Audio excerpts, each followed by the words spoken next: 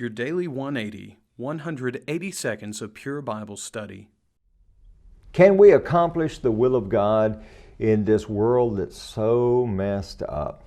Welcome to this, your Daily 180 Bible study. We're looking at lessons from the conversion of the Philippian jailer.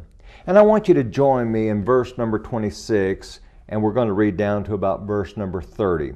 Acts 16, verse number 26. Suddenly there was a great earthquake, so that the foundation of the prison were shaken, and immediately all the doors were open and everyone's chains were loosed, and the keeper of the prison awakened from sleep, and seeing the prison doors open, so supposing the prisoners had fled, drew his sword and was about to kill himself. But Paul called out with a loud voice, saying, "Do yourself no harm, for we are all here." Then he called for a light, ran in, and fell down trembling before Paul and Silas. And he brought them out and said, "Sirs, what must I do to be saved?" Tomorrow we're going to talk more about that and his response. But I want you to think about what just happened. This is an amazing unfolding of events. And we might think to ourselves, God's not in control of any of this. They shouldn't have been beaten. They shouldn't have been thrown in prison. But here's a lesson for us.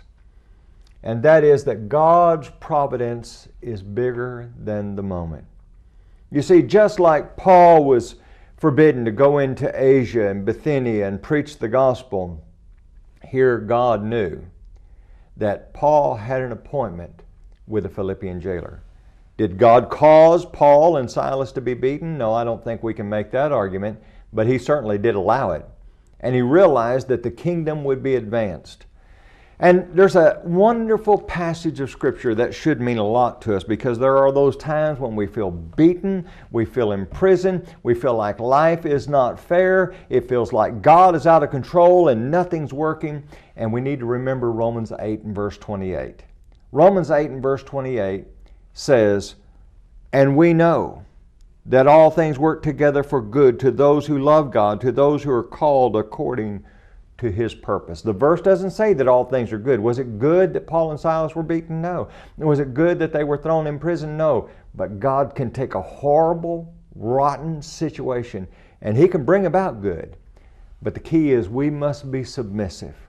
We must have that attitude that says, "I will do the Lord's will regardless." Join us again tomorrow for your Daily 180.